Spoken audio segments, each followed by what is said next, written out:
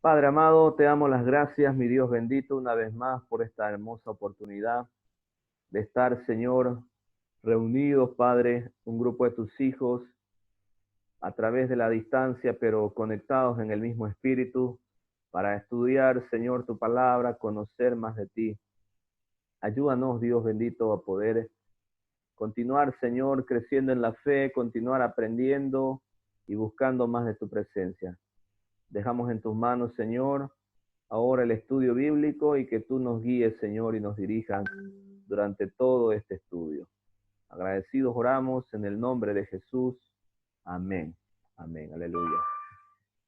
Estamos viendo, hermanos, la vida de Jesucristo, cómo Él se manifestó a nuestra vida, cómo Él se manifestó para revelar su palabra, ¿no? Quiero invitarle a abrir la Biblia en San Juan, capítulo 10, versículo 17.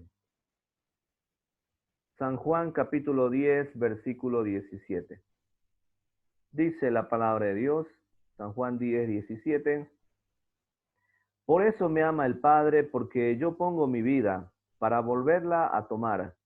Nadie me la quita, sino que yo de mí mismo la pongo. Tengo poder para ponerla y tengo poder para volverla a tomar. Debemos recordar que en el anterior estudio estuvimos viendo cómo Jesús resucitó de la muerte, triunfante, victorioso, venció la muerte. Y vimos también cómo Él entregó su vida, ¿no? En rescate por nosotros. La Escritura nos dice que Él no fue que alguien se la quitó la vida, no fue que alguien a Él le quitó la vida, sino que Él la entregó voluntariamente para morir por nuestros pecados, por amor a la humanidad. Durante 3 días estaba su cuerpo en la tumba y luego resucitó al tercer día en gloria, ¿sí? Vimos también cómo Jesús había profetizado desde ya mucho tiempo antes que él iba a morir, pero también él estaba mostrándonos que él iba a resucitar, iba a volver. 72 horas desde el día jueves hasta el día domingo de la historia bíblica cambiaron en su totalidad la historia de la humanidad. Vamos a empezar haciendo un pequeño resumen de todo lo que aconteció en la historia bíblica desde el jueves que inició la Pascua hasta el domingo, ¿ya? Jueves, en primer lugar, los discípulos preparan la Pascua. Ellos juntos celebran la cena. Seguidamente van camino al huerto del Getsemaní. Jesús es arrestado en el huerto y los discípulos huyen. Eso pasó el jueves. El viernes se desarrollaron varios juicios. El primer juicio ante el suegro del sumo sacerdote, ¿no? Anás. El segundo juicio ante el sumo sacerdote y el Sanedrín. El tercer juicio fue ante el mismo Sanedrín para legalizar el juicio. A las 6:30 de la mañana se realizó el cuarto juicio ante Pilato. El quinto juicio fue ante Herodes. Jesús en ese momento es escarnecido por los soldados y también por Herodes. El sexto juicio fue ante Pilato. Jesús es azotado ahí. Pilato decreta los azotes para Jesús, ¿no? Y a las 9 a.m. se desarrolla la crucifixión. A las 3 de la tarde, pasado ya el mediodía, Jesús exclama, consumado es. El velo del templo se rasga, se rasga en dos, las piernas de los dos ladrones son rotas y el costado de Jesús es traspasado. Eso sucede a las 3. Luego José de Arimatea pide el cuerpo de Jesús, eso ya sucede más después, para enterrarlo y Jesús es sepultado en la tumba. Eso pasa el viernes. ¿Qué pasa el sábado? El sábado se piden soldados romanos y se les comisiona para cuidar la tumba. La tumba es totalmente sellada. Una guardia de 16 soldados aproximadamente llegan para custodiar la tumba y es sellada con una gran piedra y además con el anillo del rey, ¿no? El domingo se produce un terremoto, domingo por la mañana, la piedra es quitada por los ángeles y los guardias huyen. Las mujeres van a la tumba, Jesús aparece a María y a Salomé, Jesús aparece a María Magdalena y luego Jesús aparece finalmente a Pedro, ¿no? Según el calendario judío, el día judío comienza al atardecer y continúa durante la noche hasta el atardecer del día siguiente. Luego de esto pasaron 40 días. Jesucristo durante 40 días se manifiesta a diferentes discípulos en diferentes zonas. A ver, vamos a ir viendo un poquito el comienzo de esos 40 días. Lucas capítulo 24, por favor, versículo 13.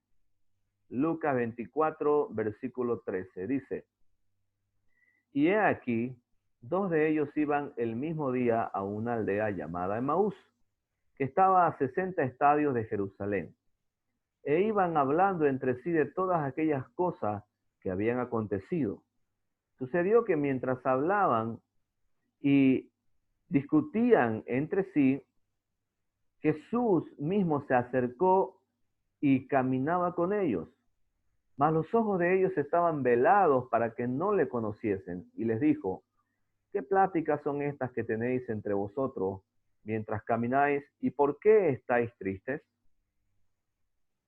Entonces, nosotros podemos ver aquí que Jesús aparece a dos discípulos que estaban yendo camino a Emaús, una región muy cercana ahí, y eran dos, el uno era Cleofás y el otro no se nos menciona el nombre exactamente del otro, pero dice que era Cleofás y su amigo. Ellos no pertenecían al círculo de Jesús, estamos hablando de los 12 apóstoles, no pertenecían a ese círculo, pero también eran discípulos porque el mensaje de Jesús se había expandido ya por toda la región, ¿no? Entonces, la conversación se hace muy larga ahí entre ellos y nosotros vamos a leerla, ¿ya? Vamos a Lucas capítulo 24, versículo 18. Lucas 24, 18, dice, respondiendo uno de ellos que se llamaba Cleofás, le dijo, ¿eres tú el único forastero en Jerusalén que no ha sabido las cosas que en ella han acontecido en estos días? Entonces él les dijo, ¿qué cosas? Y ellos le dijeron, de Jesús Nazareno, que fue varón profeta poderoso en obra y en palabra delante de Dios y de todo el pueblo. Y cómo le entregaron los principales sacerdotes y nuestros gobernantes a sentencia de muerte y le crucificaron. Pero nosotros esperamos que Él era el que había de redimir a Israel. Y ahora, además de todo esto, hoy es ya el tercer día que esto ha acontecido. Aunque también nos han asombrado unas mujeres de entre nosotros, las que antes del día fueron al sepulcro, y como no hallaron su cuerpo, vinieron diciendo que también habían visto visión de ángeles, quienes dijeron que Él vive. Y fueron algunos de los nuestros al sepulcro, y hallaron así como las mujeres habían dicho, pero a Él no le vieron. En otras palabras, estos discípulos que estaban camino a Emaús resumieron todo lo que había pasado al mismo Jesús, ¿no? A Jesús mismo que se les apareció y ellos no lo reconocieron, le contaron la historia, le hicieron un resumen de todo lo que había pasado. Pero Jesús no solamente les escuchó, sino que Jesús tenía buenas noticias también para ellos. A ver, veamos cuáles son esas buenas noticias. Lucas 24, versículo 25. Lucas 24, versículo 25. Entonces él les dijo, oh insensatos y tardos de corazón, para creer todo lo que los profetas han dicho. ¿No era necesario que el Cristo padeciera estas cosas y que entrara en su gloria? Y comenzando desde Moisés y siguiendo por todos los profetas, le declaraba en todas las escrituras lo que de él decían. Jesucristo les dio en ese momento también para ellos, para que ellos puedan entender el mensaje, un resumen total de lo que fue la escritura bíblica desde el Génesis. Especialmente les habló de todos los pasajes que se referían al Mesías, a él mismo. Jesús les dio lección tras lección, les dio un repaso de todo lo que se trataba la escritura en referencia al Mesías, con el fin de que ellos puedan entender lo que se les estaba diciendo, ¿no? Y que ellos dejen de estar tristes porque ellos se sentían tristes, ¿no? Ellos habían esperado que Jesús sea su maestro, que Jesús sea su Señor, el Mesías que ellos estaban esperando, pero ellos estaban tristes porque para ellos, como Jesús había muerto, se había perdido esa esperanza, ¿no? Entonces, no lo creían así con seguridad que Jesús había resucitado, pero Jesús se encarga en ese momento de darles una charla para que ellos lo entendiesen.